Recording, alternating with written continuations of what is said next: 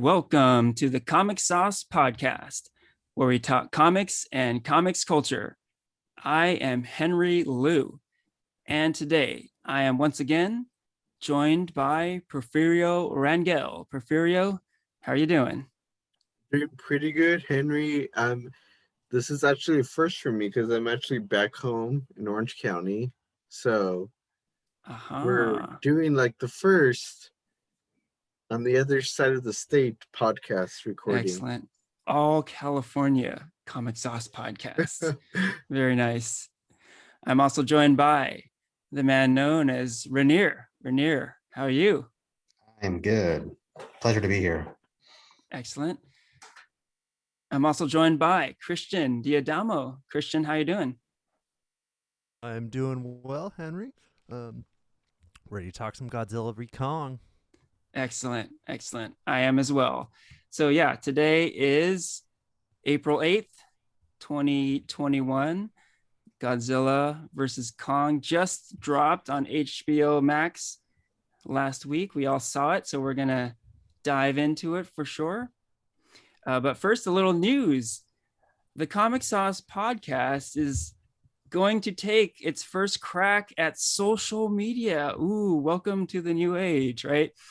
So we are on Twitter and Instagram at the handle at Comic Sauce Pod, P-O-D. Comic Sauce Pod, all one word, on both Twitter and Instagram. So drop us a follow, drop us a comment, chime in.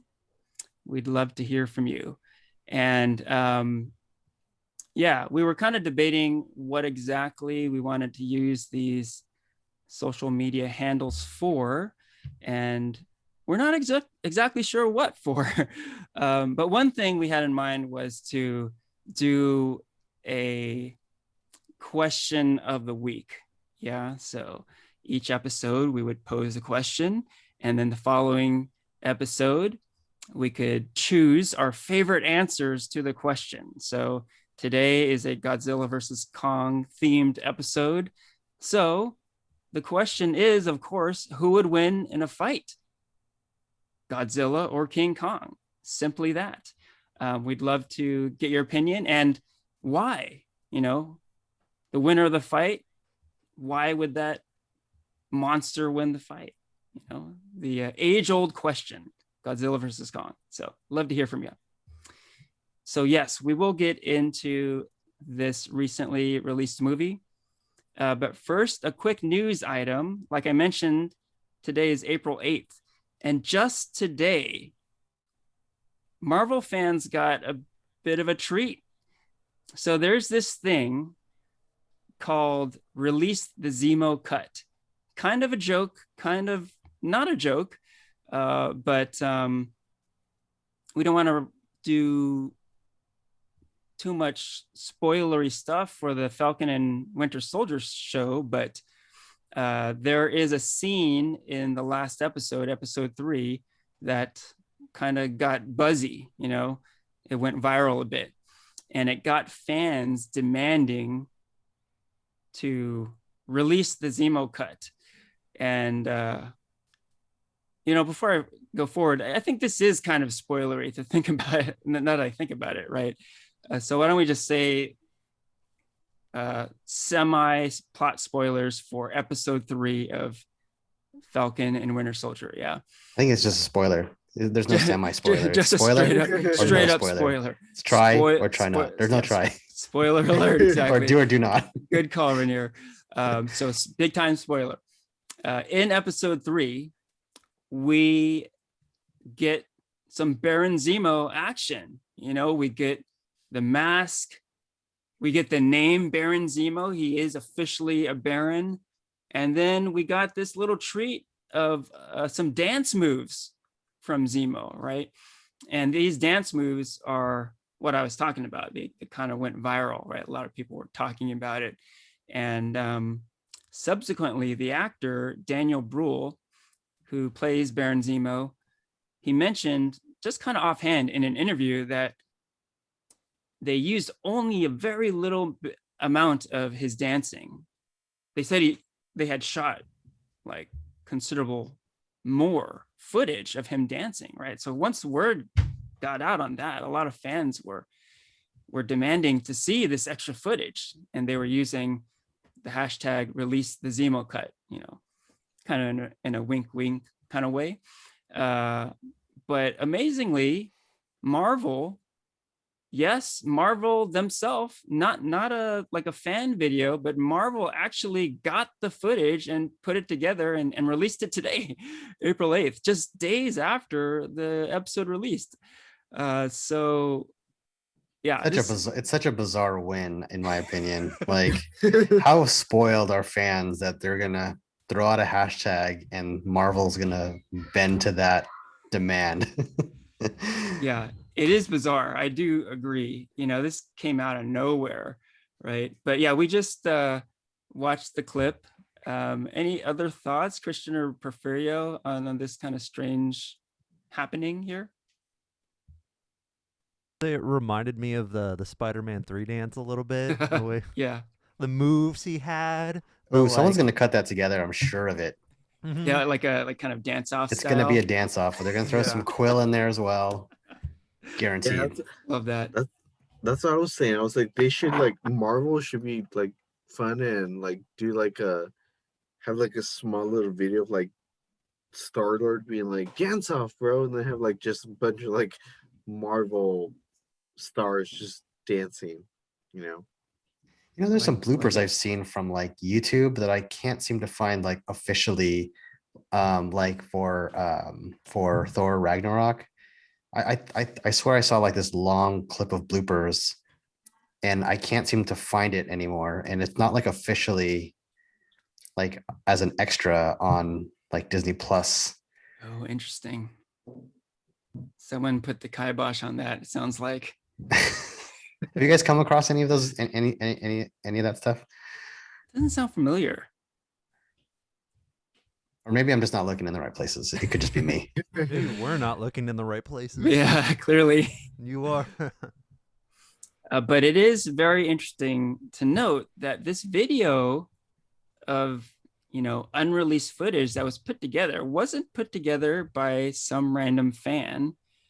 It was Marvel Entertainment, I have to give props to Porfirio. Porfirio alerted me to this item and definitely put a smile on my face. I thought it was hilarious.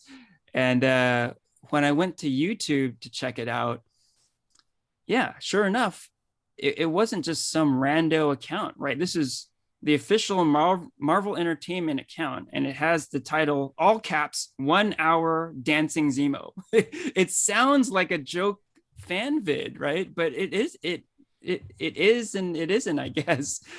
But it's funny stuff. Is that on Disney Plus? It's not just on YouTube?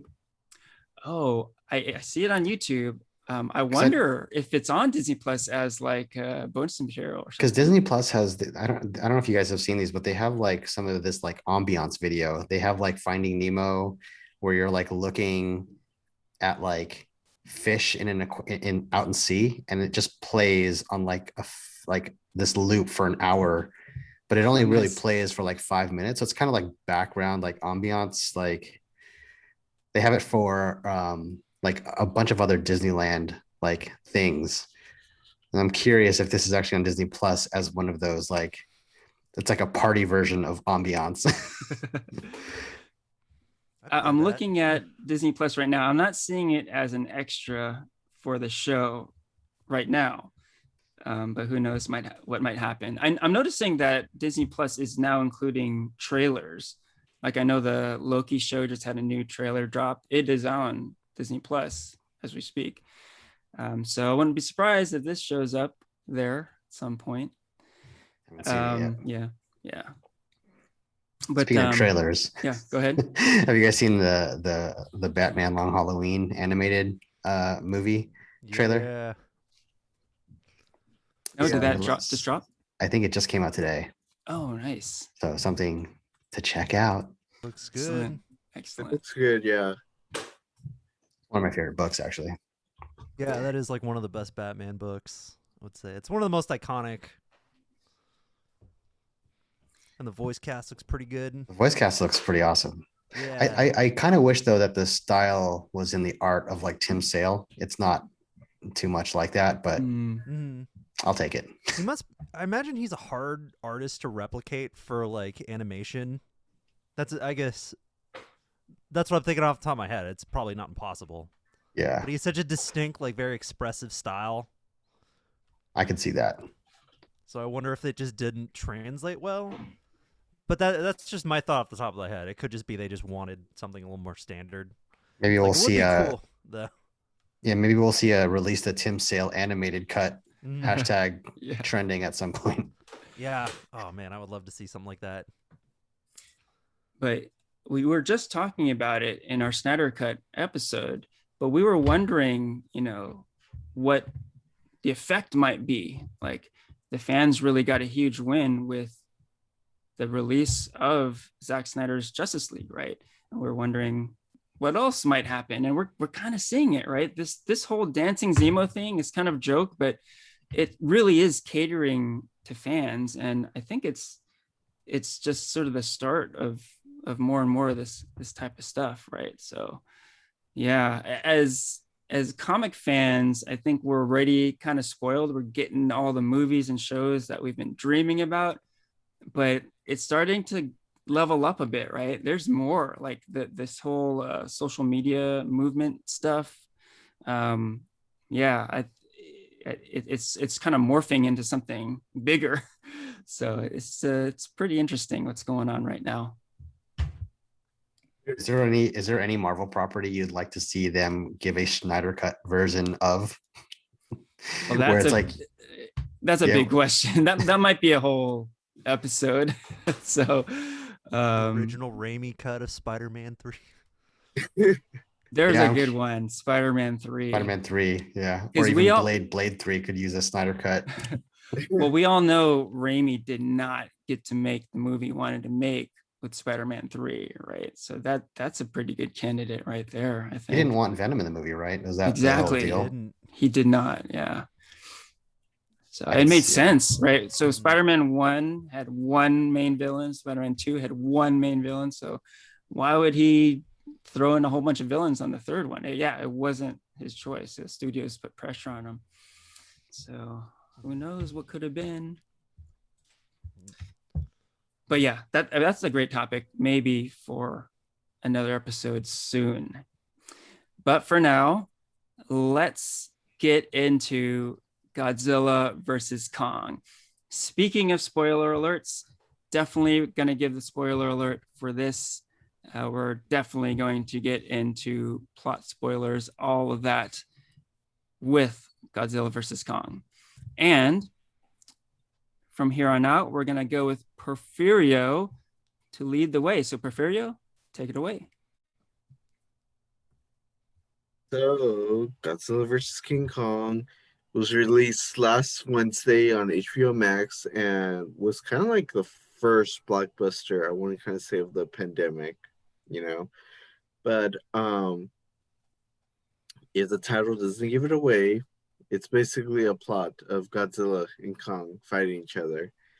It's a sequel to Godzilla, King of the Monsters, and the next part of the MonsterVerse. So basically, yeah, like two titans. There's Godzilla and King Kong, and they kind of like their storylines kind of clash. And it's just kind of like a dominance of who is the alpha titan between the two. And we watch this like weird human storyline between the two titans, and it's kind of like their like backstory to like why they're like fighting. But yeah, I mean, just it's a lot of action. It's a lot of cool action. Yeah, like really fast. What'd you guys think of it? Before we go there, I'm kind of curious about the anticipation level. Like even before we watched a single moment of this movie, how are we feeling about it? Like were we really excited about it? Were we just kind of Like, I'm kind of curious about that. I tuned into Godzilla King of was it King of Monsters? King of the Monsters. I got tuned into that because of you, Porfirio, and I enjoyed it so much that my wife like jumped in and she enjoyed it as well. So when Godzilla versus King Kong came out, she's like, "Oh, we need to watch." She was actually on me, like, "Hey, are you ready to watch this? I want to see this." Nice. So my anticipation, I don't think it would have been there had I not watched the Godzilla King of the Monsters. Nice. Yeah, I was looking forward to it too. Yeah, Godzilla King of the Monsters, man. I gotta thank you too, Porfirio, because um I totally like slept on that one. Like after the previous Godzilla, the 2014 Godzilla, I was checked out, man. Like I That was was Peter Jackson, right? Peter Jackson's King Kong. no, well, he did King Kong. That wasn't a great movie either, in my opinion. But the 2014 Godzilla movie was Gareth Edwards, I believe. But yeah, it was a very boring movie, I would say. I've seen that one. 2014. Who else was in that? Yeah, it had Wanda and Pietro as a husband and wife. Bryan Cranston. And Bryan Cranston. Yeah. Oh, that's is that the one where they were like, "Why does Godzilla look fat?" Like that was a bit Yes, like the yeah, one of the criticisms. The fat Godzilla. Yeah, exactly. Okay, I do remember it now. Also, the Godzilla movie where Godzilla doesn't show up until an hour in. Let that be noted also. But yeah, so after that, I was like, if there's a sequel to this movie, I'm like, I'm totally not interested. So sure enough, when the sequel did come out, Godzilla King of the Monsters, did not watch it in the theaters, didn't Wait, care to check it was there out a on video. Godzilla with Matthew Broderick somewhere down the line? Yeah, there was Or a is that- 90s Godzilla movie. Yeah. That one's the 99 Godzilla movie, but not part of like this like Godzilla MonsterVerse storyline. Okay, yeah, my history of Godzilla is just completely fuzzy. Yeah. Well, notable in that it was a Hollywood movie, as are these movies, you know. So these are like the quote unquote Hollywood versions of Godzilla. And pretty cool because I felt like the 90s Godzilla was a big dud. I felt like the 2014 Godzilla was a dud. But with these last two, things changed. Yeah, that last one, what I was driving at is when I finally did get to see it based on Porfirio's glowing review, I loved it. I thought it was great. And I was really surprised, you know, like, man, this is really good shit, man. So I was looking forward to this one. I will say this though, when they released the Godzilla versus Kong trailer, my anticipation went down a bit because I thought it was kind of corny. They had that like hip hop song going, and there was a shot of Godzilla punching Kong punching Godzilla, and it just, I don't know, it just seemed a little corny to me. I never saw that trailer. That sounds like a bad trailer. Yeah, I didn't care for that trailer so much. It definitely like made my anticipation go down. That's exactly what trailers shouldn't do, right? You should get amped up when you see trailers, right? So I was like looking forward to it, but not super hyped. So I guess for me, like anticipation going into it. So yeah, I like King of Monsters. I liked Kong Skull Island, which is the King Kong movie that that was good. That kind of brought him into the MonsterVerse franchise. Yeah, the first Godzilla, not great. I remember seeing it and thinking like, oh, hey, this is much better than the 90s Godzilla. But like, yeah, like over time, and now that we have these other movies to compare to after, it's like, oh yeah, that movie was not so great. Yeah. But I was looking forward to this one. I think like, of course, in the pandemic and the fact that like for a long time we just didn't get anything. It was like, hey, new content, and I was just like, it's almost like it doesn't matter what it was. It was new, and I wanted it. Yeah. So going into this, yeah, I was ready for it. The fact that it was also like on HBO Max too was really nice. for free. Yeah, for free that I didn't have Yeah. to pay like $30 for. Uh-huh. Yeah. I think that this is a movie to watch in the theaters, though. Like this has to be a big screen, Yeah. like viewing. That's a good point. Mm-hmm. Big monsters, big destruction, Big sound. big sound. Yeah. Yeah, this would have been Go big perfect or for go home. IMAX. Yeah, I think that was my Yeah. biggest takeaway. Was like, man, I actually would have appreciated seeing this like on a big screen. Good point. Yeah. But what about your anticipation level, Porfirio? So I mean, like you guys said, like Godzilla King of the Monsters. I love that movie. I had watched. I've seen it probably like 8 times already. It's only come out since like 2019 or so.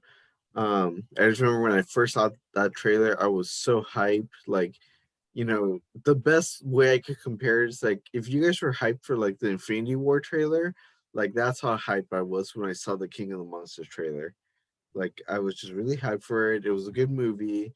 Um, I didn't have high expectations, but it just blew any. It just went higher and above than what I had wished for. So obviously, I was very excited to watch Godzilla versus King Kong, especially from two really wild, popular known figures in pop culture. Yeah. Godzilla and King Kong. Um, But then the trailer dropped, and then just like you, Henry, my anticipation really kind of like took a nosedive. But now I was just like, okay, you know what? I'm not gonna judge a book by its cover. Like it was just a bad trailer, and maybe the the movie can make up for it. But because of the bad trailer, it really did like knock me down of like my anticipation level for the movie. Let me just say it, put it this way. I wasn't as excited for Godzilla versus King Kong as I was to like after I watched Godzilla King of the Monsters and was like, oh, I can't wait for this movie to come out, you know. Got it. You think had you not seen the trailer, Porfirio, that maybe your take on the movie would be different? I feel like it would. I feel like, yeah, like trailers can like make or break a movie. Like the trailers can just not give justification to a movie. And yeah, the way it was set up, I think like yeah, if I hadn't watched the trailer, I probably would have had like way higher expectations, or I just would have been anticipated higher, because I mean, like the day it came out, I was still like pretty like anxious, like yes, it's finally the day. I can't wait. It's here, But at the same time, because I had already seen the trailer, I was just like, okay, so let's see how this turns out. Like I'm excited, but not as excited as I wish I had been for it. If that makes any sense. Yeah, it does. And with the trailer, I was just thinking, I think they showed too much. Like you I need to have see this trailer. like, I haven't seen the trailer. well, basically you get to see Godzilla fight Kong, right? So it's this highly anticipated battle, right?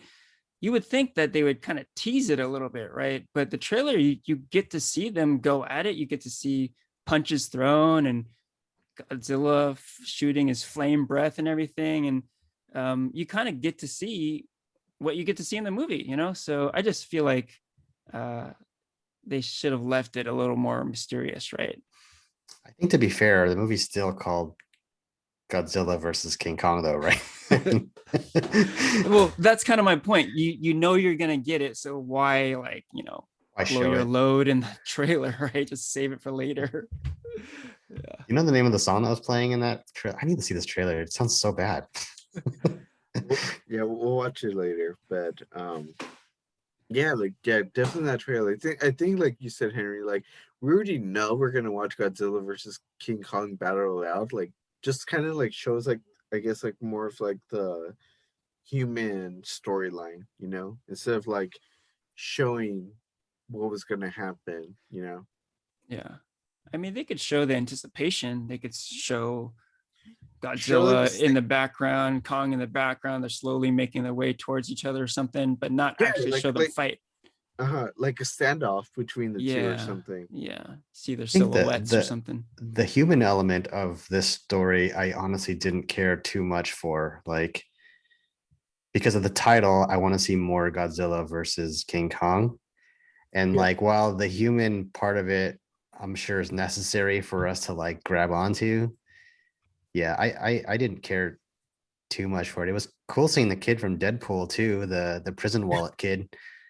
Um, he did a Oh good wait, job actually. who's that? The The prison kid wallet from kid, the kid from Deadpool 2, the one that yeah, the kid Deadpool is like, the kid who went on the mission with Millie Brown. Oh, okay.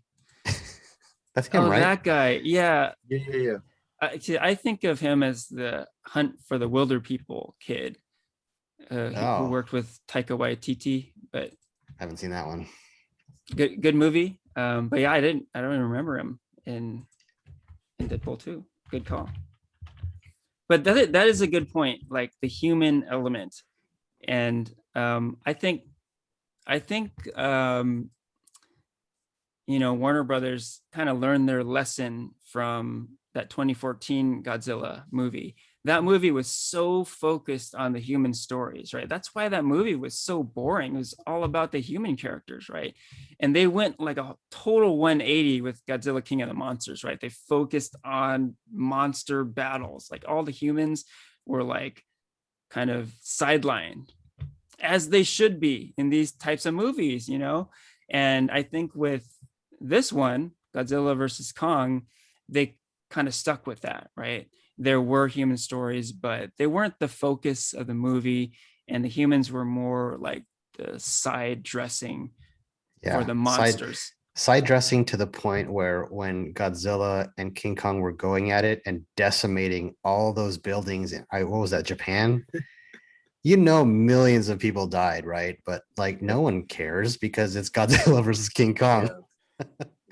Remember how people complain about how Batman versus Superman, was it Batman versus Superman or Man of Steel, where like they destroyed all of Oh like yeah, Metropolis? yeah. People were like, that's terrible that all those people died. You would not hear a single person say that about Godzilla versus King Kong, and they did way more destruction. Yeah, Way more. Come on. yeah. That is a good point. Like there had to have been a lot of death going down in this movie, but you don't see it and you don't really care about it, right? Yeah. The city was like their personal like, sandbox to just Yeah. completely decimate. Yeah. And so before we get off of like the human stories versus the monster stories, um, I will say that the Bernie character was super awesome in this movie. Brian Tyree Henry, he is so hilarious. And I will note that he plays a podcaster in this movie. So we as a podcast should celebrate this. It's like the first time there's been a podcaster as a major character in a big time movie, right? So pretty cool. And yeah, he's great. Really loved him in this.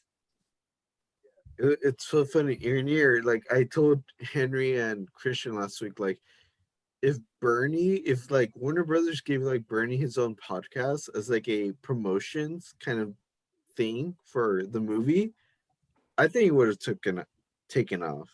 Like he was so funny, and Yeah. I was so interested in listening to the podcast. So just to be like something like, oh, like next week I'm gonna infiltrate Apex, and this I heard this noise, or I heard this, or blah blah blah, and then like like next week would be like the release of Godzilla versus King Kong, and then have like that opening scene of like Bernie and stuff. And I just think that's a missed opportunity on Warner Brothers end. Like I feel like his podcast totally could have been like a good promotions product.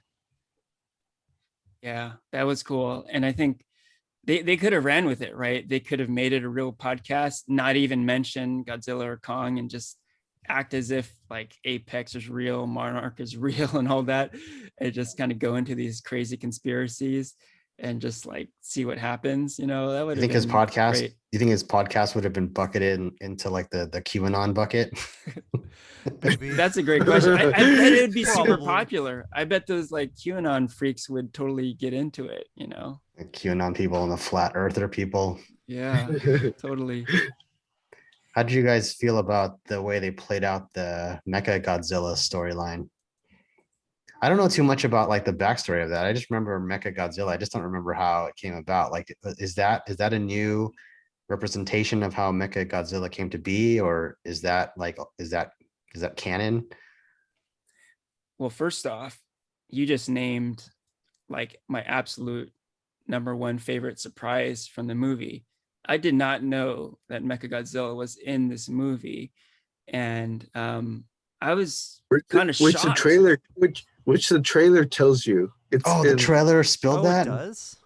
Yeah. See, I didn't see the trailer. Well, if you paid super close attention, right? Oh, okay. Like that one scene where like Godzilla looks at Mechagodzilla, like you see Mechagodzilla in Godzilla's eye. Oh, that's like It shows you that in the trailer. Well, I didn't catch it. I didn't catch it. Yeah, I think you had to be paying very close attention. Yeah, when I first saw Mechagodzilla show up, I was like, man, I'm so glad they did not put that in the trailer in any way. Yeah. But you guys, okay, yeah. See, I saw that, so I wasn't So wait, spoiled. so you knew then, Porfirio? Yeah. Oh wow, Yeah. you're pretty good. You're sharp. So like, yeah, so I knew because I was kind of disappointed because I was like, oh, so they're not gonna put Mecha King Ghidorah, they're gonna put Mecha Godzilla instead. So I was a little disappointed about that, because I feel like King of the Monsters like set up for Mega King Ghidorah to come in, not Mega Godzilla. So yeah, I was just caught off guard. So then yeah, when they showed that in the trailer, that was a big spoiler on itself, but also just a little disappointment on my end. Like, oh, that doesn't make sense. And then the way they try to incorporate why they needed Ghidorah for Mega Godzilla, I was just totally lost also, Okay, so a few interesting points here. Like you, Porfirio, I think were a little, or I would say a lot more locked into what was going on with these movies, right? I definitely didn't catch that in the trailer.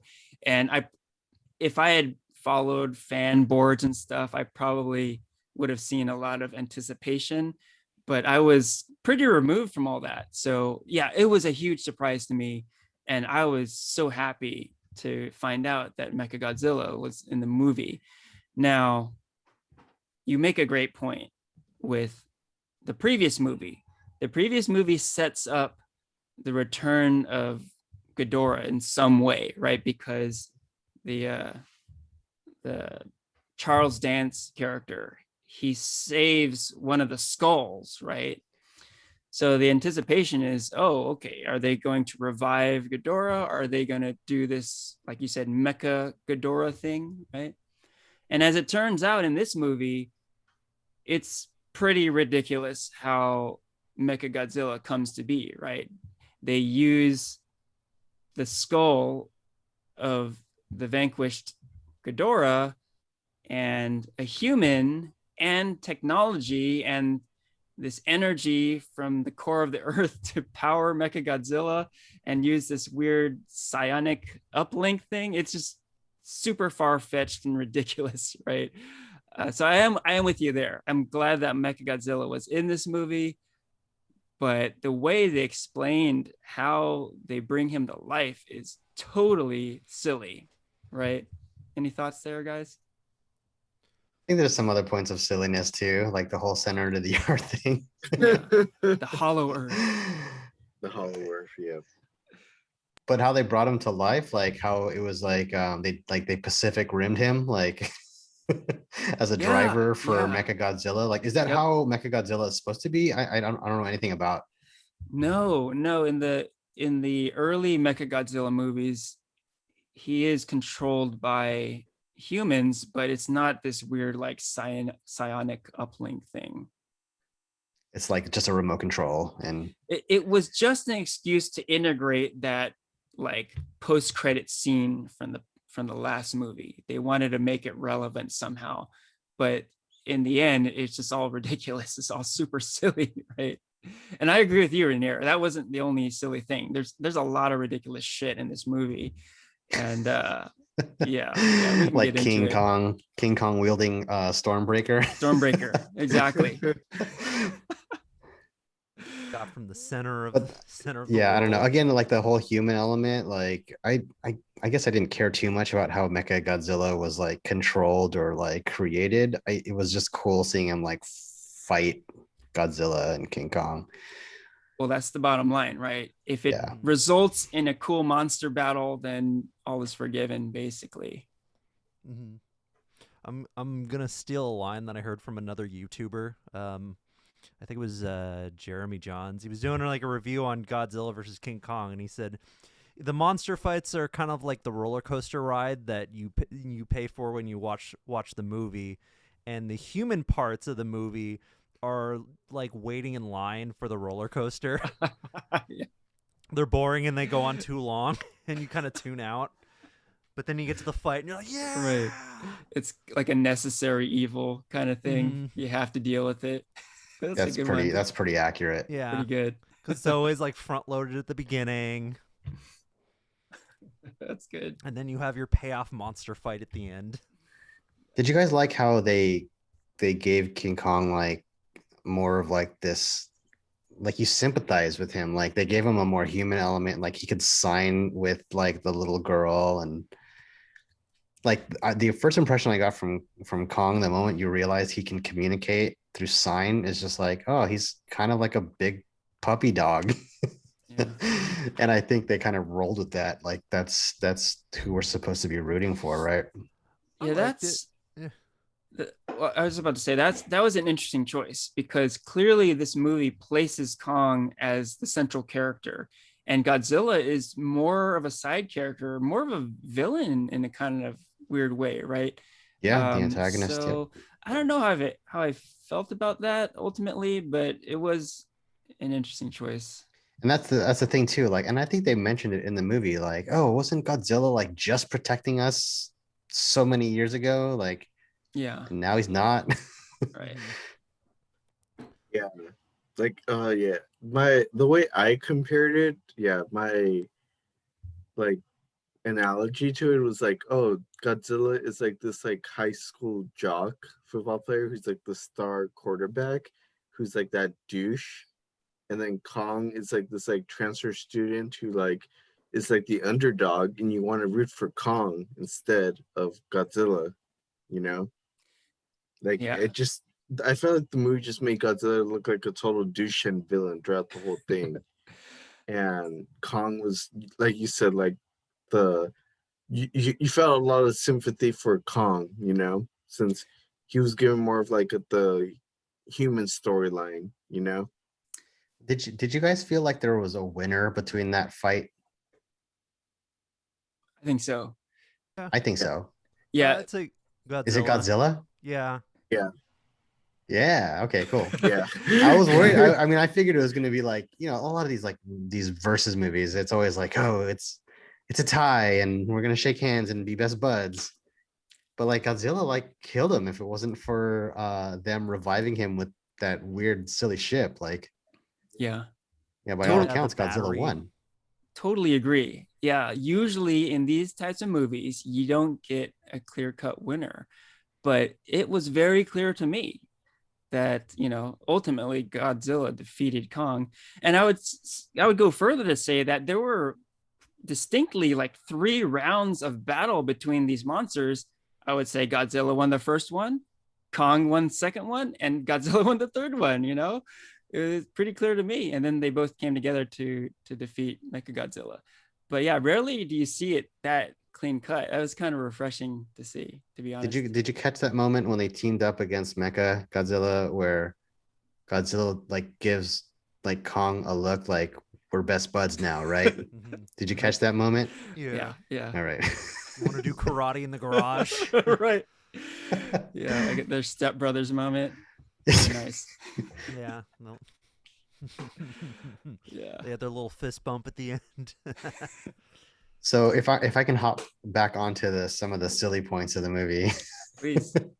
So remember how they made the whole like finding the center of the earth thing like this big dramatic exploration journey, and they had special ships to get into the center of the earth that could balance gravity and anti-gravity.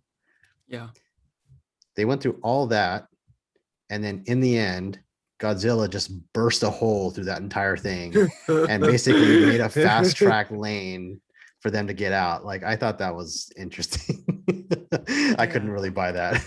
It's weird because you see them go through a portal too when they first go through. Oh yeah. Yeah. Yeah. But I guess, when Kong, you never see that coming back out when Godzilla just bursts, makes his hole.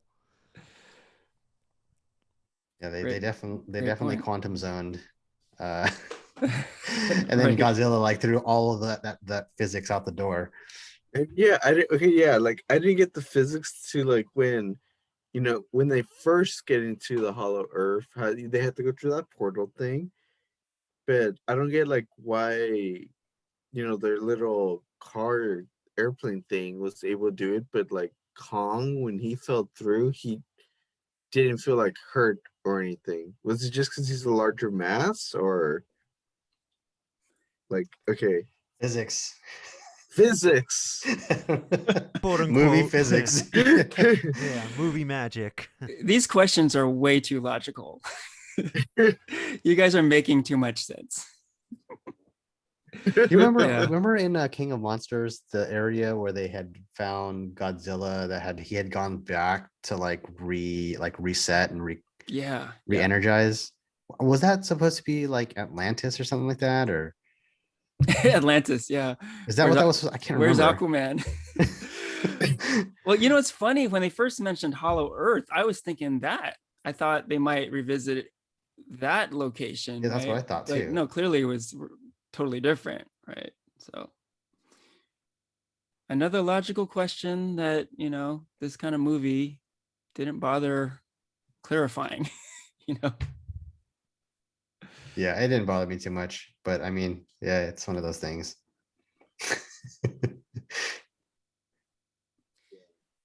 Yeah, there's just almost too many ridiculous moments to mention, like the axe is like just crazy, like the King Kong's axe, like what is it? And like Stormbreaker. Powered by Godzilla breath. Yeah, I mean, okay, wait, was like that the hard piece of the axe was like a scale of Godzilla? Yeah, that's my intake. Right. Yeah, that's kind of what I heard later. But they talked about how this is an ancient rivalry, right? Yeah. So that is actually a piece of like a previous Godzilla's back or something like that. But yeah, it's just nuts. I don't understand any of that. Like the whole powering up thing. Like, yeah, the whole point of going to Hollow Earth was to power up Mecha Godzilla, right? So they were able to get like a little sample of it, and then they like downloaded it to the Apex computers or something. Like, what the hell is going on there, man? Like the 4K version and the HD version, they downloaded it. Yeah. It just made no sense whatsoever, I guess. Like, now that I think about it, the axe that the Stormbreaker that Godzilla used. Is that what we're calling it now? Stormbreaker? Might as well.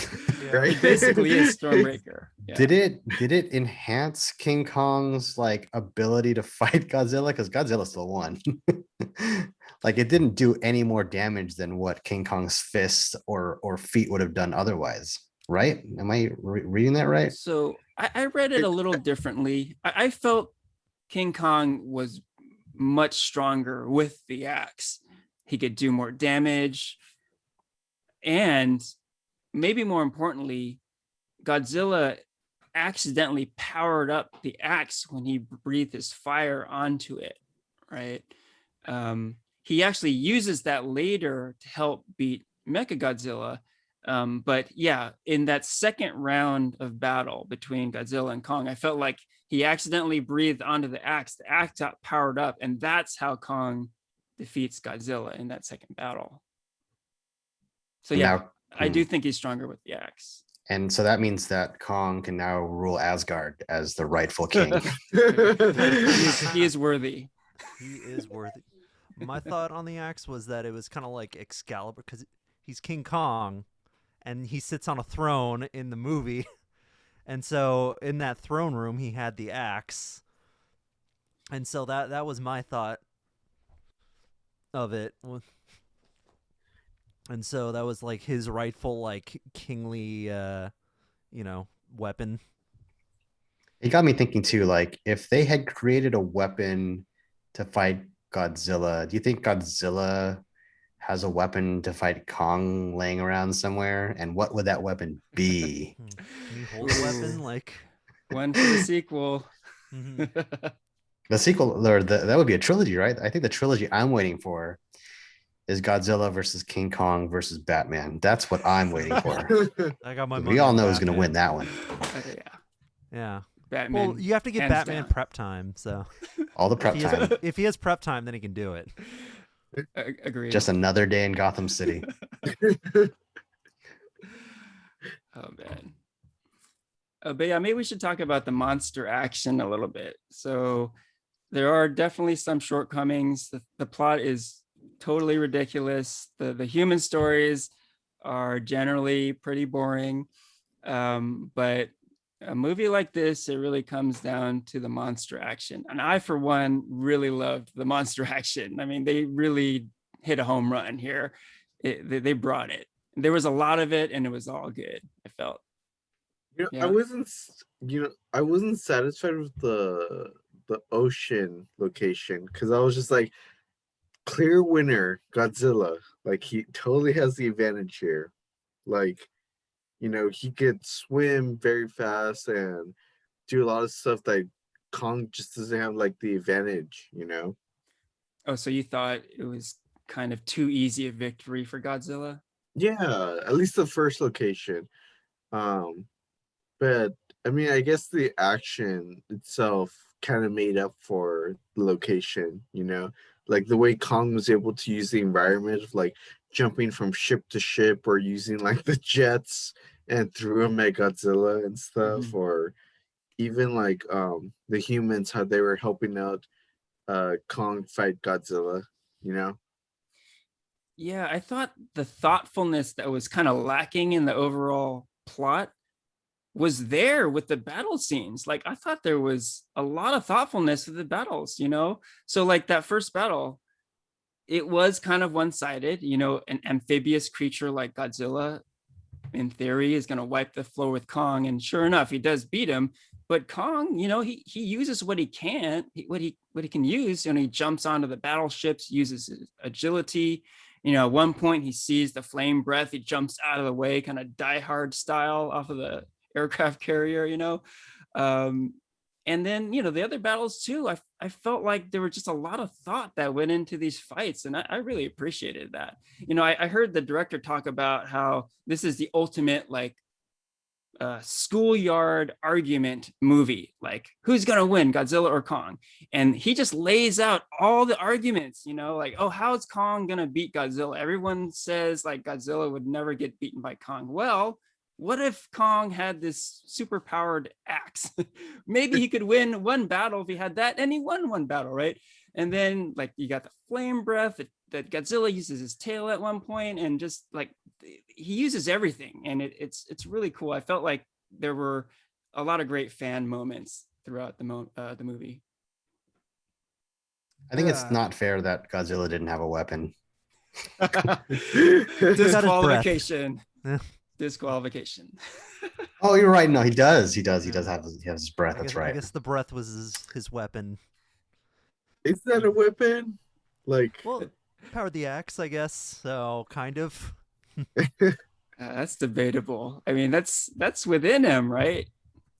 Kong's using, like, an external object. Like, they're in an empty room, right? Who's gonna win? No axe. No axe. Right. You only got no prep time. Yeah. That's always the argument. Here's the other thing too. I like how with Kong, he is a monster, but ultimately he's still, primate. He's an ape. And he does use his brain some, right? Godzilla is more of a mindless creature. So one thing that I think Kong has in its favor is his ability to think and reason a bit, right? So there are some moments where you could tell like he uses his smarts a bit, and it helps him. That was cool too.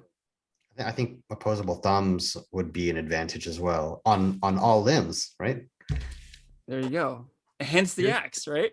There you go. definitely using that MMA style in the second fight.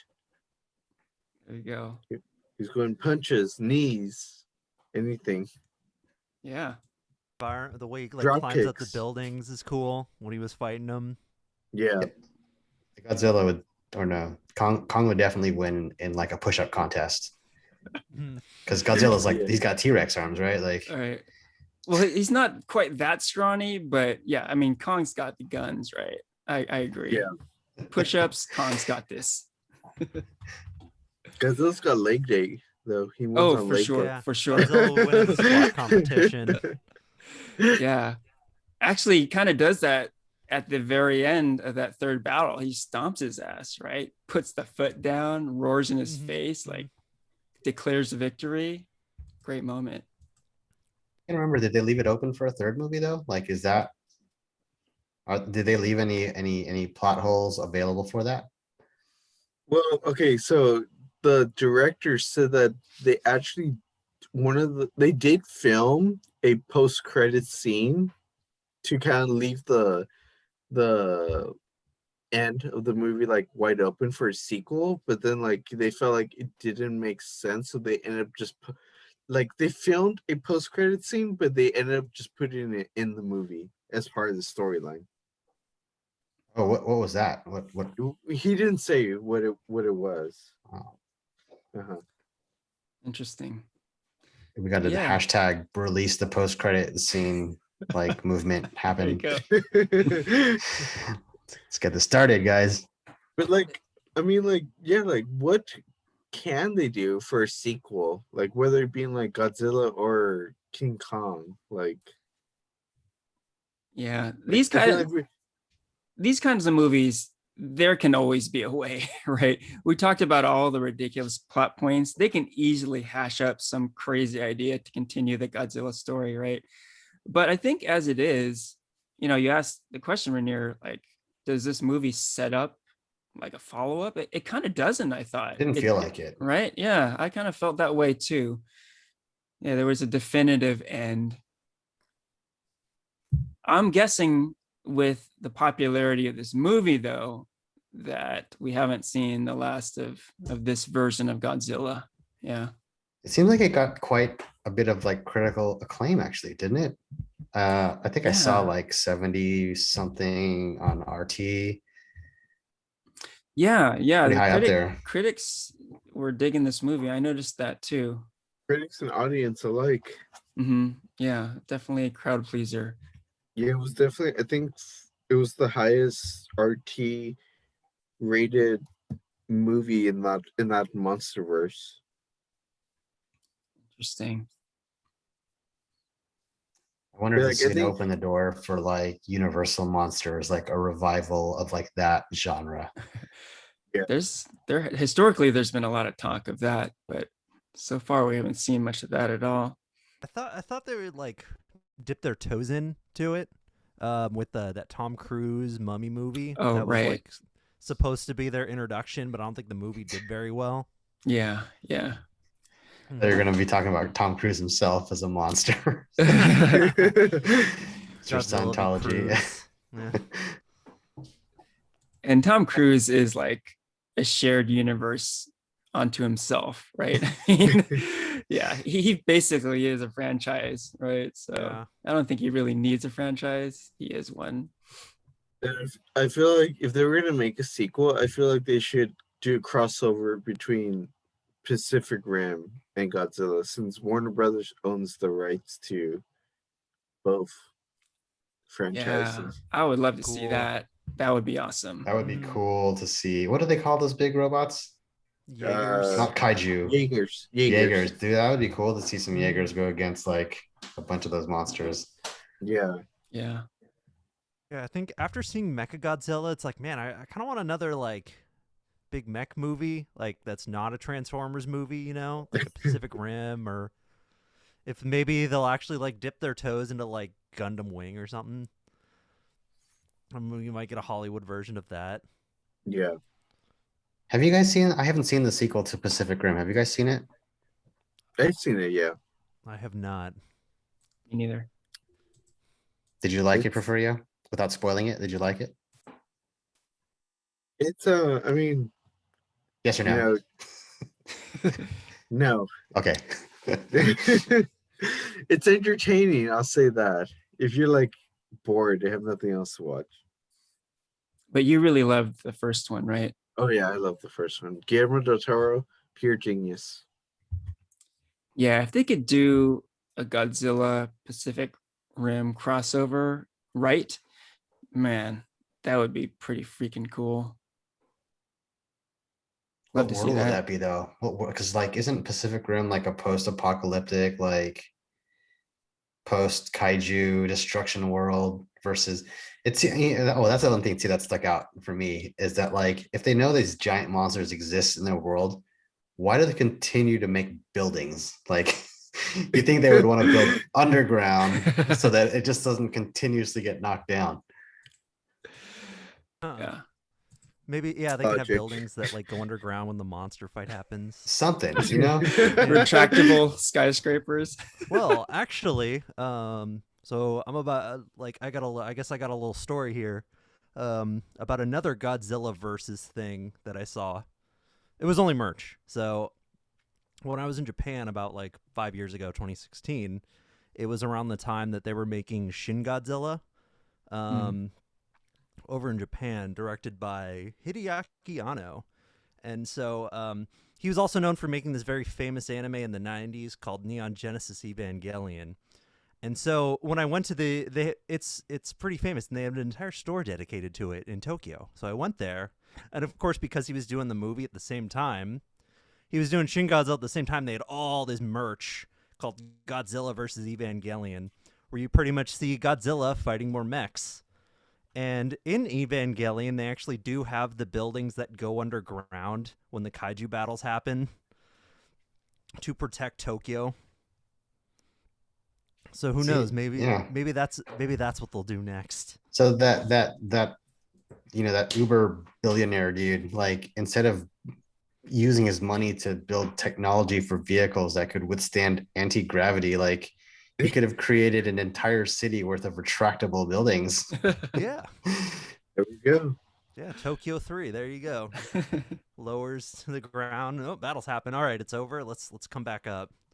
And it's funny because I think, was it you, Henry, who pointed this out? Like, while they're fighting, you see people still in the buildings. Like, it looked like they were eating dinner or something. Or, Yeah. I don't know. This is a problem with a lot of these kinds of movies. Like, in that first Avengers movie, they're like well into this tremendous battle with Loki and the aliens, right? And you still see people in office buildings working. I mean, what the hell are you doing?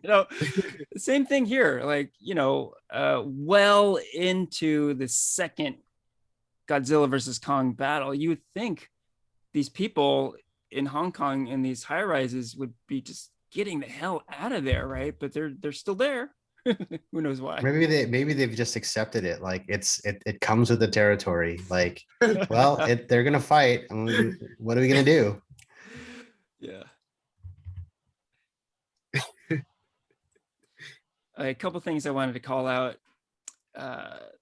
So some stuff I liked in the movie were the fan moments. I think they another lesson learned, I feel like with the 2014 Godzilla, it was a very serious movie. They focused on human stories, and then they kind of corrected a lot of that stuff with King of the Monsters, where they focused more on monster battles, and they focused a lot on fan service. They had the original musical scores from the old school Godzilla movies, and just all these little tidbits with Mothra and all this cool stuff, right? And they same thing here, like I said, I feel they learned their lesson, and there were these little fan moments.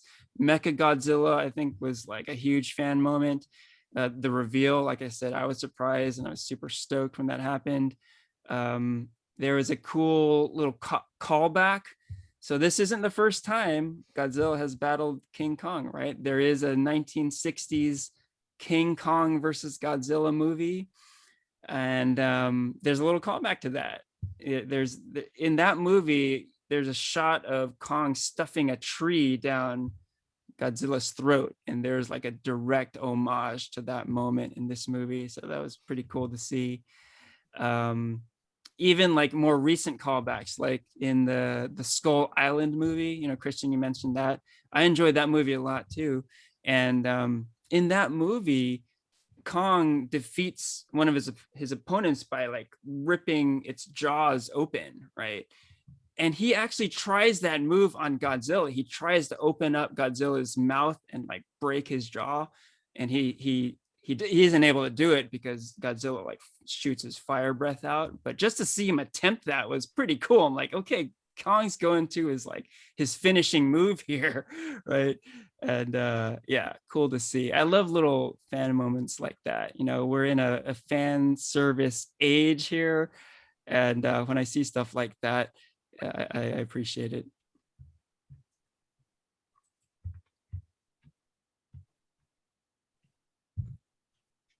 Well, there was a lot of that. Like, I think that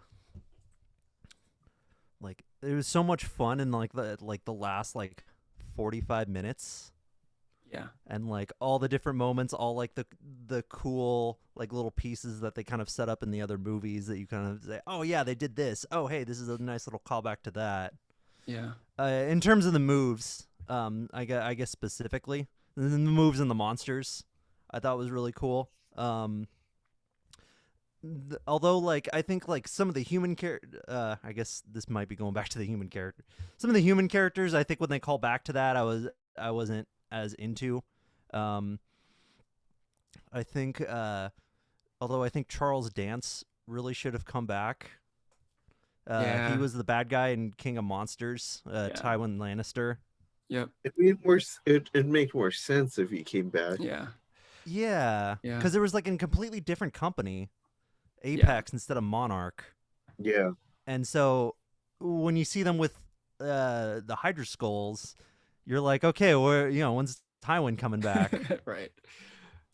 By the way, the guy that led the expedition, I forget the character's name, but did you guys know he played Tarzan? No. Oh no, really? Yeah, there was like a live action Tarzan movie that came out like years ago. Oh yeah.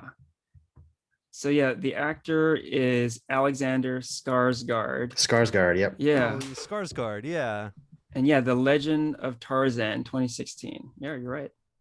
I was half expecting him to like swing from vines when they reached like the center of the earth. But nice. Yeah, they didn't do it. Yeah. Yeah, definitely one of those characters that falls in the kind of boring category. Like let's move on sort of thing. Yeah, most of the human characters weren't terribly interesting. I did think it was kind of cool that they had like a Godzilla team and a Kong team. But yeah, ultimately the humans were just kind of side characters. There's one other human character I did kind of like, the small girl on Team Kong who like communicated with Kong. Gia? Yeah, Gia. She was deaf and like she was like the last of the tribe that was on Skull Island. I kind of liked her. I mean, like, cute little kid, didn't have any lines also. So like she had the sign language and like there was like I guess a little more going on with her than I think the rest of the team, who were kind of just, the serious archetype, the kind of bumbling Alexander Skarsgård character, the evil one that is gonna betray them when like she comes right on screen, who obviously works for the bad guy. I liked how they opened the movie with Kong. Like, again, going back to my comment about how they gave him like this more human element where you see him like wake up and he's scratching his rear end before he hops into the shower kind of thing. It's just like his normal day. I thought that was I thought that was an interesting perspective. Yeah. Yeah, I did notice that they were really trying to make Kong more relatable, like we were saying before, make him more the central character. And I think the little girl character, uh, I think, was part of that too. She had this connection with him, and it just made him like, I guess, more lovable or seemingly lovable. It seemed like they were kind of forcing that onto you, like, oh, this is like the guy we should be rooting for. That's why ultimately I was a little conflicted about all that, because like I'm like Team Godzilla all the way. Like I will not be swayed. And this movie was sort of, I felt like trying to manipulate me and make me feel like, okay, you're supposed to root for Kong, and Godzilla is kind of the anti-hero. You're not supposed to be sure like how you feel about him, right? But I'm pretty clear. Like I want to see Godzilla kick some ass, right? And the movie takes kind of a weird stance on Godzilla. Godzilla is just kind of this mindless monster. He doesn't have evil intentions, but his actions definitely have like bad consequences for people. It kind of erased everything that he had progressed to in the last movie. Like cinematically, yeah, like in a way. Whose movie came out first? Was it Godzilla? Or which character existed first, Godzilla or King Kong? Oh, it was Wait, Kong. for the MonsterVerse Kong. or in general? Like just in general. Oh, Kong, yeah. Kong for sure. Yeah. The first King Kong was like 1930s, and I think Godzilla was like 50s. 50s, yeah. But definitely. in the MonsterVerse, Godzilla came first, or like the movie Godzilla came first. Yeah. I mean, like in the MonsterVerse, the movie Godzilla came first, but in like the timeline, King Kong came first before Godzilla. That's true. Yeah. Kong was in the 70s, or Skull Island took place in the 70s. So in Godzilla King of Monsters, where was King Kong at the entire time? I mean, like I'm pretty sure he was already being like observed by Monarch, because in King of the Monsters, like Kong is like referenced a lot of times. Like you just have to look for those like small Easter eggs, like when they had like a map of where all the Titans were, you see Skull Island and Kong there. So he had like bad reception where he was, and he didn't hear like the primal calls of all of these monsters like fighting. I think they had a pretty good explanation at the very beginning of this movie where he's in this enclosure, right? He's essentially trapped. It's like it felt like it was Wakanda or something, right? It looked like sky, but actually he was trapped in this dome, right? Yeah. So I feel like this whole time he was just in that enclosure. Like isolated from the rest of the world. Yeah. Which is why Godzilla never picked up his like presence, because even the female scientist said that like once Kong gets out of this like structure, like Godzilla's gonna pick up his scent, and they're totally gonna like restart this like ancient rivalry. Yeah, and that's exactly what happened, right? It just hit me that you equated that enclosure to Wakanda. Right? I mean, it kind of felt like it, right? I mean, the hidden bubble. And there's another pretty ridiculous point in this whole idea of the alpha Titan, right? Godzilla can automatically just sense another strong Titan's presence and just like start swimming right there, right? This has happened in multiple movies, and there's really no logical explanation for it whatsoever, right? But just another one of those things. Animal instinct, I guess. I was thinking it's like something straight out of from like Dragon Ball Z, because they can do that. They sense each other's power levels, and when there's someone who's that powerful, they know where they are, like on the other side of the map or on the other side of the globe, right? Or the Force. You can pretty much sense a strong presence, some bullshit, right? One thing I didn't get from King of the Monsters to Godzilla versus King Kong is what the hell happened to all the other Titans? You know, And weren't there like more? Weren't there others that existed? Yeah. yeah, there was like at least like 10 more that existed by the end of King of the Monsters, and you could see them all bow down to Godzilla. Like they recognized him as the alpha male. So, but they're not anywhere to be found in Godzilla versus King Kong. Maybe they were all in their own Wakandas. Their own encampments. Or maybe after you bow down to Godzilla, you got to retire or something. You got to go in hibernation or something. Yeah, maybe. Right? Got to hang it up. Only one person can be the strongest. Yeah. Maybe they all snuck back into the center of the earth. There you go. Hollow Earth. Hollow Earth. That seemed like a pretty good Titan hangout, you know, a lot of food, nice landscapes. Mm-hmm. All right. Shall we move on to our ratings and final thoughts? Yeah. Yeah. So I'm really curious because it seemed like Porfirio was the big Godzilla super fan. But now, like, I don't know, I'm just sensing a lot of disappointment. So what's your take on this one? Okay, well, I'm just giving a rating from like my first viewing. But I would give it probably a 3 out of 5. Just because I didn't, wasn't expecting much. Typical Titan versus Titan, monster versus monster movie. Human storyline was all over the place.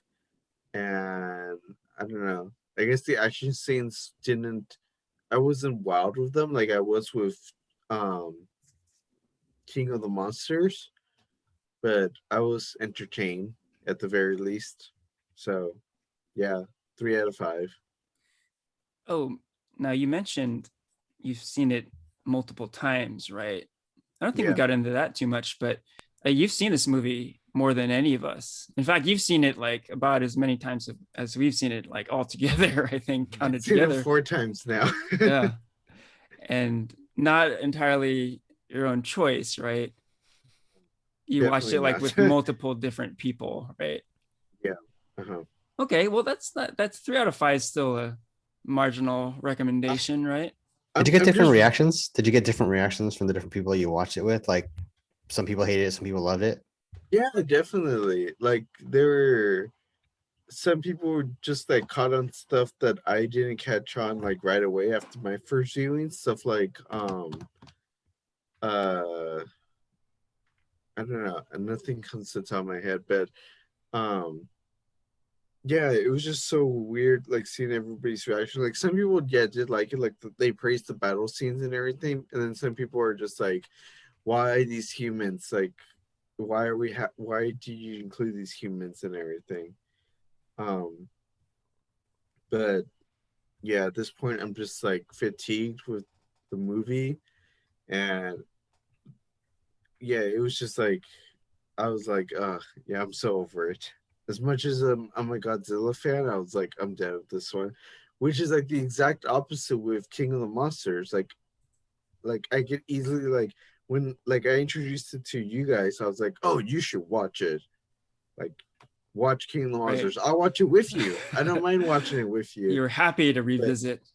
yeah, exactly. But like this one, I'm just like, yeah, watch it if you want. Yeah, don't invite me on your next showing. That's funny. You know, I'm kind of curious if you were to watch that cut of the movie or a cut of the movie where they basically remove all of the human storyline, could that movie stand on its own?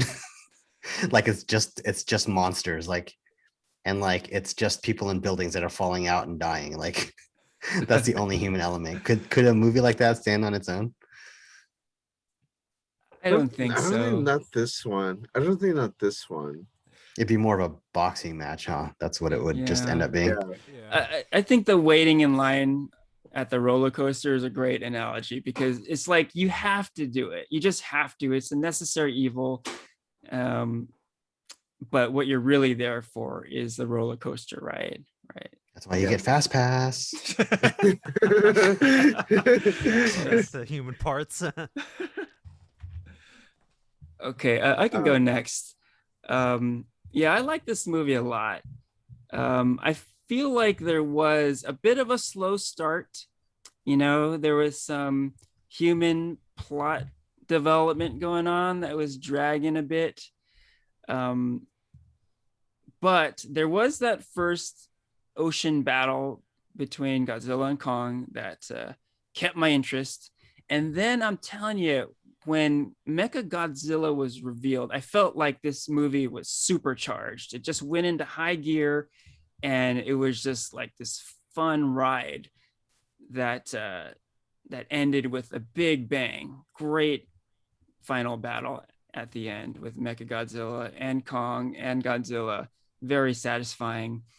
I will say it is on par with Godzilla King of the Monsters. I already made a lot of parallels. Like, yeah, they learned their lesson.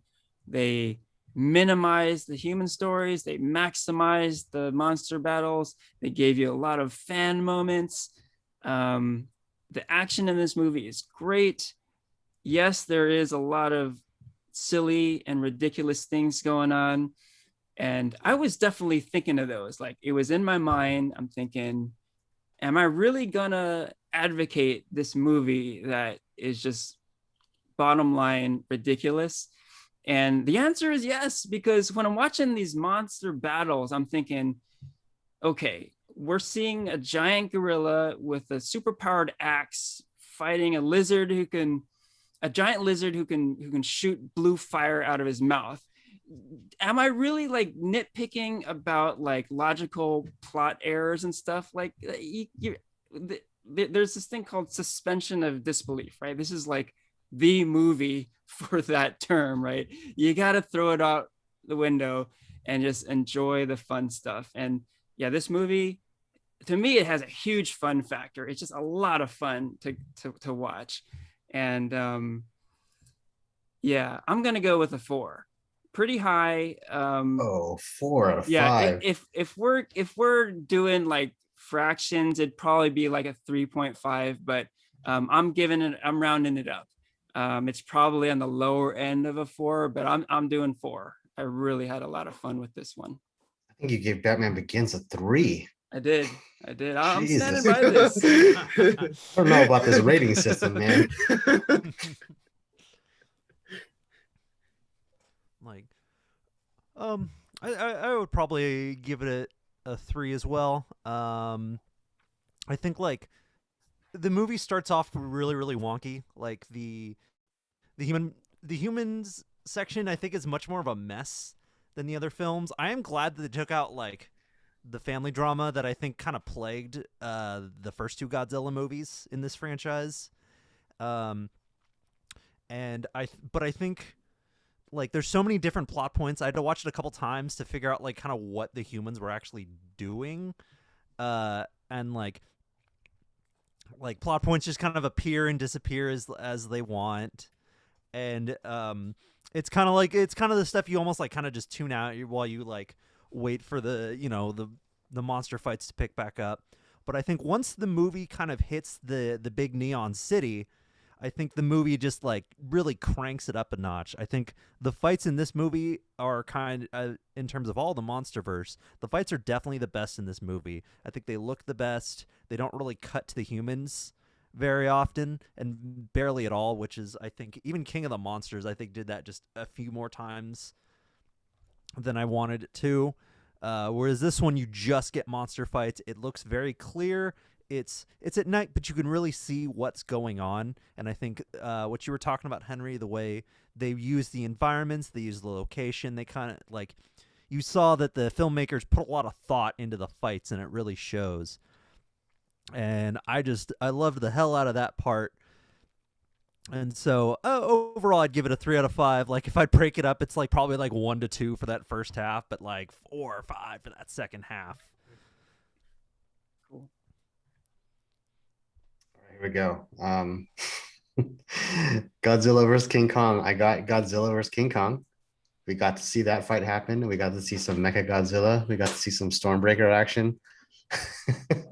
um, it was a fun movie. Like it was cool. I was there for the fight scenes, and those fight scenes I feel like they delivered. Like all the punches, all the hits, like they hit hard, and I think that came across my television well. I think it would have come across better on a bigger like movie, in a theater screen setting with bigger sound. It's fun. How would I rate it? I'm terrible at rating these things. It was fun. I'll give it, I don't know. I'll give it a 4. There you have it. Recommendations across the board. That's a good point about the big movie theater experience. I feel like we kind of got robbed of that, right? You know, COVID-19 has robbed us of a lot of things these past 12 or so months. I think seeing or not seeing Godzilla versus Kong in a movie theater is one of the major things that was robbed from us, right? We're Yeah. missing out here.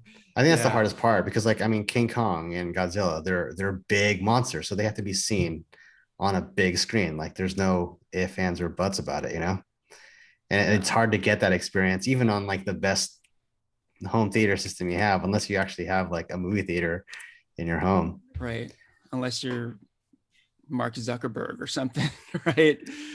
Most of us regular civilians don't get that experience at home. I can imagine those fights like in the theater, everyone going, oh, like with every hit. Like I can imagine that happening. Right. With the theater like rumbling and stuff. Yeah. Man. So that's probably the biggest piece of it that's missing, that piece of the experience. And I think that's an added element that would make the movie like better. Yeah. Good point. Yeah, this movie was made for that. Yeah. All right. Any final thoughts on Godzilla, Kong, or otherwise? I guess I have a quick question for everyone. So, in terms, how would you rank this like monster verse? Where would you like consistently put each of the 4 movies? So Godzilla, King of Monsters, Kong Skull Island, and then Godzilla versus Kong, Dawn of Justice. Okay. For me, number 1 would be King of Monsters. Number 2, Godzilla versus King Kong. Number 3, Kong Skull Island, and number 4, Godzilla. Good one. I would actually give the exact same ranking. Yeah. Although for me, I think with the top 3, they're all pretty close. I would think a lot closer than your ratings, Porfirio, but yeah. Like for me, yeah, it's like those 3 are all like kind of comparable, and then there's a huge drop off. I think that 2014 Godzilla was just garbage. I noticed they actually added it to HBO Max recently, and I watched a good portion of it, and it is as bad, maybe worse than I remembered it. It's just super boring and just like totally like not worth checking out at all. I don't know. To me, like a shared universe, that's hard to say. Like I equate this shared universe as like Aliens versus Predator being a shared universe, or Freddy versus Jason being a shared universe. Like when I think of shared universe, obviously I think I'm thinking of MCU. Yeah. So is it on that level? I don't think so. But is it cool seeing them being pit against each other? Sure, it is. Now, are you being a superhero snob here, Ranier? You're saying superhero movies are like elevated over monster movies? Well, I'm not saying it's elevated. Obviously, Marvel's got it down to a science. And no one's at that level. Yeah. And it has nothing to do with superheroes. It's just that's the shared universe that they created. That's a good point. Like Marvel has done something that's very rare. They've really pulled off the shared universe thing. Oh, so by the way, yeah, go ahead. In our last recording, I think I referred to, what was it? Falcon and Winter Soldier as being like marvelly, the term marvelly. Have you guys heard of the term McMarvel? No. Marvel. I've been seeing this pop up a lot. Like people are calling anything that the MCU is producing as a McMarvel production, meaning it's going to be great and it's going to have the same taste and same flavors as everything that Marvel has done before. So it's the formula, and they're referring to it as McMarvel. The secret Interesting. formula, the way they make it. Yeah. That's funny. The quick production. Oh man, yeah, it's just like McDonald's. Hey, real quick, along those lines, we previously talked about how Marvel can kind of do no wrong. Like Ranier, you were mentioning that whatever Marvel puts out, people are gonna love. Like this past release, the Zemo cut thing is like 100% proof positive of that. They just released a 1 hour YouTube video of Baron Zemo dancing, and people are loving it. It's like the greatest thing since sliced bread, right? It is just proof that whatever Marvel puts out, people will bow to it, you know. It's crazy because it's one of these things where it's gotten to a point now where even if they do put out something that's completely crappy, all they have to do is have a Marvel character from a different movie just pop up, and suddenly everyone's gonna go crazy and love it. Yeah. Mm-hmm. Isn't that crazy? Right. I mean, I agree, you know, like it doesn't matter if it's like kind of boring. The fact that there's like a crossover element to it will make it worth watching. Like literally, you know, there are MCU movies that I didn't really like, but the fact that, you know, another Marvel character shows up in it, I was like, well, I didn't like it, but I had to see it. You know, this was required viewing because I didn't want to miss that moment, right? So you're right. I agree. And like an example of that is like WandaVision, for example, right? Like it was getting good, it was getting good, it was getting good. And then suddenly Pietro from Fox shows up, and then everyone loses their shit. Right. It becomes like the greatest thing ever. The appearance was like the mind-blowing thing. It's just like, wow, they can just really throw a character in and boom, it's awesome. Right now, they can kind of do no wrong. Yeah. But hey, we're kind of veering off. I think we were talking about ranking the Godzilla MonsterVerse. Oh yeah, I didn't give my ranking yet. Yeah, what do you got for All us? All right. So let's see. Yeah, I mean my rankings I guess probably for the most part kind of pretty similar. I think like you have like the big three and then of course Godzilla on the bottom, where although I think I'd rank it where I'd go Godzilla as number 4, and then I think I'd actually put King of Monsters as number 3. And then Godzilla versus Kong is number 2, and I think the best one is actually Kong Skull Island. Of course, I think depending on the day, whatever comes out, that might change. I think they're all kind of in the same. But and like it could be recency bias on Kong, Godzilla versus Kong versus King of Monsters. But yeah, like Kong Skull Island, I think has like the only time I think I've cared about human characters in one of these movies. I rewatched it recently. It's like, wow, it's got Samuel Jackson. He's great. John C. Reilly. Yeah, the cast is really great in that movie. Yeah, the cast is really great. John Goodman. It's like a Marvel cast within Kong. Yeah. And like the fact that it takes place on like Skull Island, and it's kind of more of like an adventure plot rather than like a big end of the world plot. Kind of like grounds the movie a little more. You're gonna have to refresh my memory. Which one was the Kong Skull Island movie? Who was in that one? Like who's the main? Yeah, Tom Hiddleston was and top star in it. I think Brie Larson. Yeah. Okay, I don't think I've seen that one. Yeah. Ooh, that's a good one. It's worth checking out. Yeah.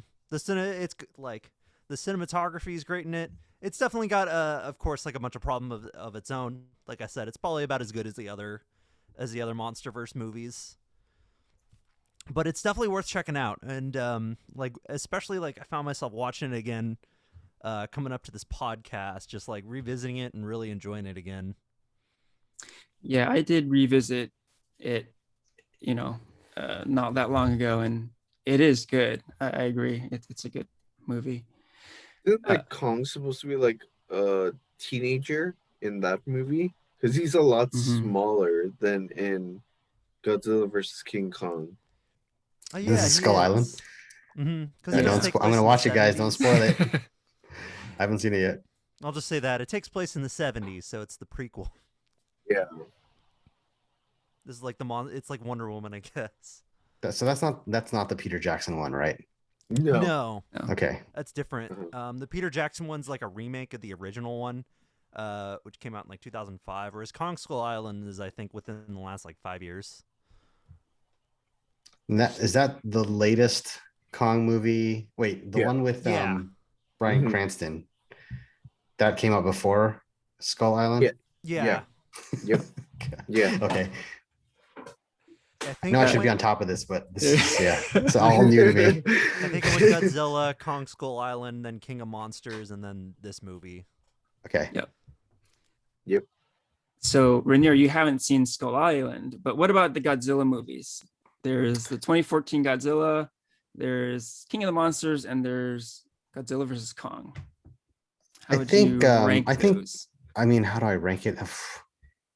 I mean, I think the one that just sticks out the most is King of Monsters, just because like it was a recommendation from Porfirio, and like it was just a surprise, like fun movie.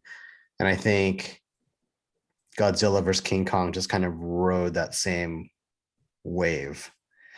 I don't know how to rank it, but the King of Monsters is what sticks out to me most. I think that's one I enjoyed. Nice. Good stuff. All right. With that, we can wrap up the episode. This is Farewell from Henry, Porfirio, Ranier, and Christian.